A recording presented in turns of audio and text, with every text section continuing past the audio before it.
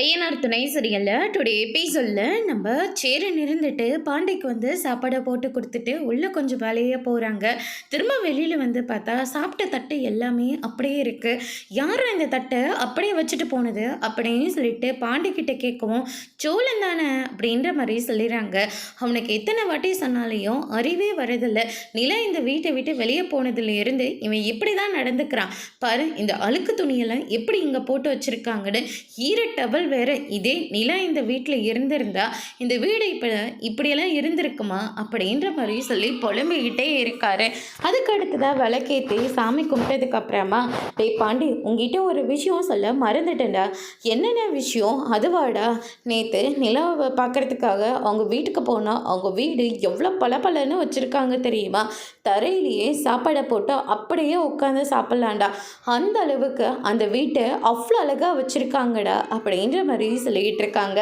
அது மட்டும் இல்லைடா, நான் அந்த வீட்டில் இருந்து வரும்போது கார்லேயே கொண்டு வந்து நம்ம தெருமோன வரைக்கும் கொண்டு வந்து விட்டுட்டு போங்கனாங்கடா அப்படின்ற மாதிரி சொல்லிடுறாங்க. அது மட்டும் இல்லை, நிலாவோட அப்பா கிட்ட சோழனுக்கும் நிலாவுக்கும் எந்த மாதிரி ஒரு சூழ்நிலையில் கல்யாணம் நடந்த விஷயத்த நான் சொல்லிட்டேன்டா. என்னென்ன சொல்கிறீங்க?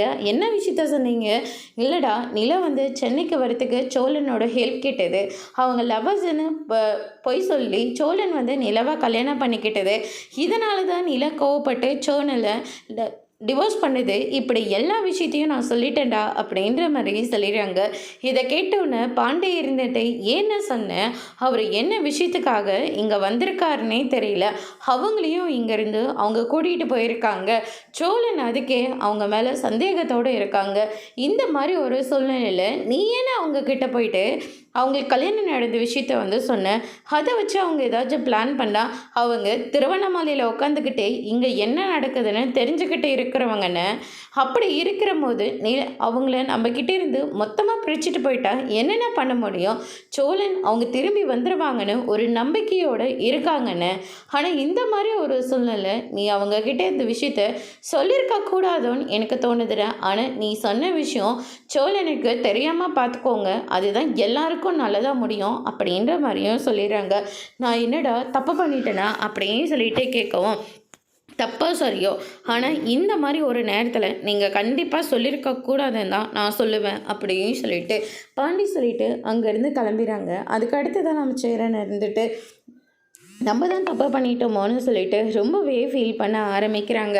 அதுக்கு அடுத்து தான் இந்த சைடு வந்து பார்த்திங்கன்னா, நம்ம நடேசன் இருந்துட்டு நிலாவை பார்க்குறதுக்காக அவரோட வண்டியிலே வந்துடுறாரு. வெளியே உட்காந்துக்கிட்டு பயங்கரமாக அடிச்சிட்ருக்காரு. யார் என்னன்னு சொல்லிட்டு நிலாவோட அப்பா அம்மாவும் போயிட்டு பார்க்குறாங்க. என்ன சம்மந்தி, எப்படி இருக்கீங்க? என் மருமக எங்கே? மருமகளை காணோம். ஆமாம், வீட்டுக்கு வந்த சம்மந்தியை இப்படி தான் வெளியில் நிற்க வச்சு பேசிக்கிட்டு இருப்பீங்களா? உள்ளெல்லாம் கூப்பிட மாட்டீங்களா சம்மந்தி அப்படின்னு சொல்லிட்டு நடேசன் சொன்ன உடனே உள்ளே வாங்க அப்படின்ற மாதிரி சொல்லிடுறாங்க. எங்கே நிலாவை காணோம் அப்படின்னு சொல்லிட்டு கேட்கவும், இருங்க கூப்பிட்றேன் அப்படின்ற மாதிரி சொல்லிடுறாங்க.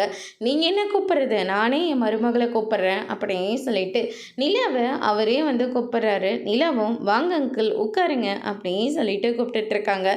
இந்தம்மா, உனக்கு பிடிச்ச சமோசா உளுத்த வடையும் நான் வாங்கிட்டு வந்திருக்கேன். இதில் டீயில் வச்சு சாப்பிட்டா செம்மையாக இருக்கும்லம்மா அப்படின்ற மாதிரி சொல்லிகிட்டு இருக்காங்க. ரொம்ப தேங்க்ஸ் அங்கிள். நிலா இந்த எண்ணெய் பொருளெல்லாம் சாப்பிட மாட்டா, அதெல்லாம் அங்கே அப்போ. ஆனால் இப்போல்லாம் அப்படி கிடையாது. நிலா இதை தான் முக்கியமாக விரும்பி சாப்பிடும் அப்படின்ற மாதிரி சொல்லிடுறாங்க. ஆமாம்மா, எனக்கெல்லாம் ரொம்ப பிடிக்கும் இது அப்படின்ற மாதிரி நிலாவும் அதை ருசித்து சாப்பிட்டுட்டு இருக்காங்க. டீ போட்டுட்டு வர சொல்கிறாங்க. நான் என்ன இவங்க வீட்டு வேலைக்காரியாங்க? என்னங்க இது வந்ததும் வராதம்மா நம்மளை இவ்வளோ பாடுபடுத்திட்டு இருக்காங்க. ஒருத்தர் மாற்றி ஒருத்தர் விடிஞ்சா போதுன்னு சொல்லிட்டு கிளம்பிட்டு வந்துக்கிட்டே இருக்காங்க. இதில் வேற நான் இவங்களுக்கு டீ வேறு வச்சு கொடுக்கணுமா? எப்படி இருக்குது பார்த்தீங்கல்ல அப்படின்ற மாதிரி சொல்லிடுறாங்க. எனக்கும் அதே கஷ்டம்தான். எவ்வளோ சீக்கிரம் முடியுமோ அவ்வளோ சீக்கிரம் நம்ம இங்கேருந்து போய் ஆகணுங்க அப்படின்னு சொல்லிட்டு தேனு வந்து ஒரு பக்கம் சொல்லிக்கிட்டு இருக்காங்க. சோஃபா மேலே மல்லக்கா படுத்துட்ருக்காரு. பார்த்தீங்களாங்க அந்த அழுக்கு காலோட சோஃபா மேலே எப்படி வந்து படுத்துட்ருக்காருன்னு அப்படின்ற மாதிரி ஒரு பக்கம் செம்மையாக கோவப்படுத்திட்டு இருக்காங்க. அதுக்கு அடுத்து தான் டீயும் எடுத்துகிட்டு வந்து கொடுக்குறாங்க. அந்த உளுத்த உளுத்த வடையை டீயில் தொட்டு சாப்பிட்டுட்டு இருக்காங்க நிலா.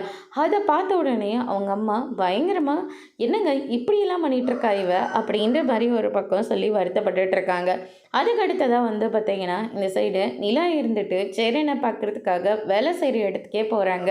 ஆனால் எப்படிண்ணா இருக்கீங்க அப்படின்னு சொல்லிட்டு கேட்கவும், நான் ரொம்ப நல்லா இருக்கேம்மா, நீ வீட்டில் இல்லாத குறை தான், எல்லாருமே நல்லதாம்மா இருக்கோம் அப்படின்ற மாதிரி வந்து சொல்லிடுறாங்க. விடுங்கண்ணே, நீங்களும் ஒருத்தர் மாற்றி ஒருத்தர் பார்த்துக்கிட்டு வந்துட்டு தான் இருக்கீங்க, நானும் உங்களுக்கு தோன்றும் போது எல்லாத்தையும் உங்களை பார்க்குறதுக்காக வந்துக்கிட்டு தான் இருக்குன்னு அப்படின்ற மாதிரி சொல்லிடுறாங்க. பரவாயில்லம்மா, உன்னோட ஆசைக்காக உங்கள் அப்பா அம்மாவும் உன் கூட இருக்காங்கல்ல. ஆமாண்ணே, கூடவே இருக்காங்க, ரொம்ப சந்தோஷமாக இருக்குண்ணே அப்படின்ற மாதிரி சொல்லிடுறாங்க. அதே மாதிரி நீ டிசைன் பண்ணி கொடுத்த விஷயத்த அந்த இன்ஜினியர் சொன்னாருமா, ரொம்ப சூப்பராக இருந்ததுன்னு உன்னை ஆஹாஹோன்னு பாராட்டி பேசினாரம்மா. கேட்கும் போதே எனக்கு அவ்வளோ சந்தோஷமாக இருந்தது. என்னதான் நீங்கள் கொடுத்த டிசைன்ஸில் நான் வீடு கட்டினாலையும் இதே மாதிரி நீ டிசைன் பண்ணி கொடுக்க நானே எடுத்த அந்த ரூமை எல்லாத்தையும் ஃபினிஷிங் பண்ணுற போது ஒரு பெரிய ஒரு சந்தோஷமே வருதுமா அப்படின்ற மாதிரிலாம் சொல்லிக்கிட்டு இருக்காங்க.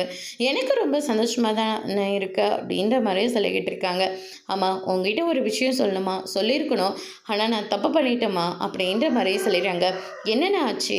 இல்லைம்மா, உங்கள் அப்பா என்னை கொண்டு வந்து விடுறதுக்காக வந்தார் இல்லை, அப்போ உனக்கும் சோழனுக்கும் எதுக்காக டிவோர்ஸ் ஆச்சுன்னு சொல்லி துருவி கேட்டுக்கிட்டே இருந்தார்.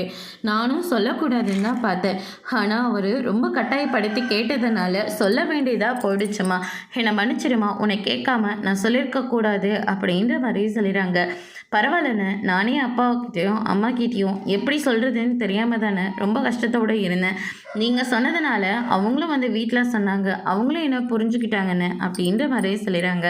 உன்னை புரிஞ்சுக்கிட்டாங்கல்லம்மா, அதுவே எனக்கு போதும் அப்படின்னு சொல்லிட்டு சேரன் ஒரு பக்கம் சொல்லிக்கிட்டு இருக்காங்க.